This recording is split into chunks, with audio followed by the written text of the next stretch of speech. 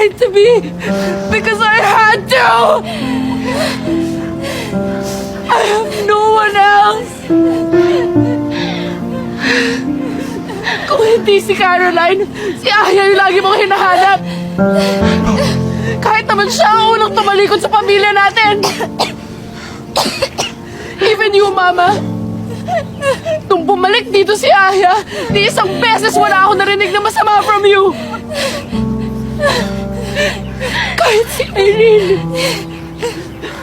Kahit anong sakit ng ulo yung dinadala niyo sa pamilya natin, iniintindi niyo pa rin siya.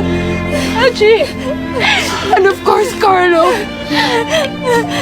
Yung unang-una nakakuha ng mataas na posisyon sa GLC, kahit alam nating lahat na mas magaling ako sa kanya.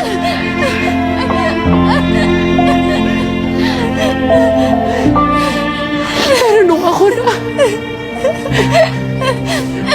na, anong ginawa niya? Pinalayo niyo ako. Pinadala niyo ako sa Amerika. Bettina, listen to me. It was the right thing to do at that time. Yung skandalo ng GLC. Iintindi niyo pa yung eskandalo kaysa sa akin. I needed my family to be there for me.